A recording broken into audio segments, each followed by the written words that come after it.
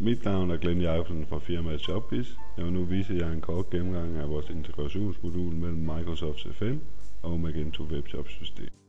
Bruger du i dag C5 som online eller hostet hos en Microsoft hosting partner, eller har I en server med C5 native database, eller SQL server og bruger C5 på en C5 MSQL database, kan I bruge vores C5 Magento modul.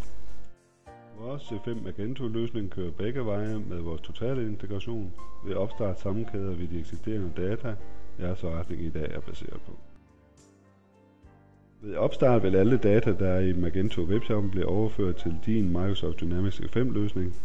Du er i gang med det samme efter denne engangsoverførsel, vil resten fremover blive klaret automatisk, hvis det der er blevet valgt ved installationen af C5 Magento modul. Alle data du vælger eller du ønsker skal bruges i din Magento Webshop vælges i C5. Systemet laver en engangsoverførsel og vil herefter blive kørt automatisk, hvis dette er blevet valgt ved installationen af C5 Magento modulet. Her ses vores modul integreret i Microsoft Dynamics C5. Vareopsætning. Her oprettes varerne, som skal udgives på Magento Webshoppen. Konfigurere varer. Her oprettes de konfigurerbare varer, som skal udgives på Magento Webshoppen.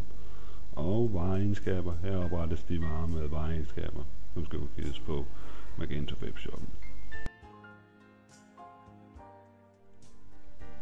Her ses vores modul integreret i Magento. Shopbiz Export. Her eksporteres kategorier, attributter og produkter til C5. Her ses de forskellige konfigurationsindstillinger i C5-modulet, såsom om Magento ordre og fakturer skal sendes til C5.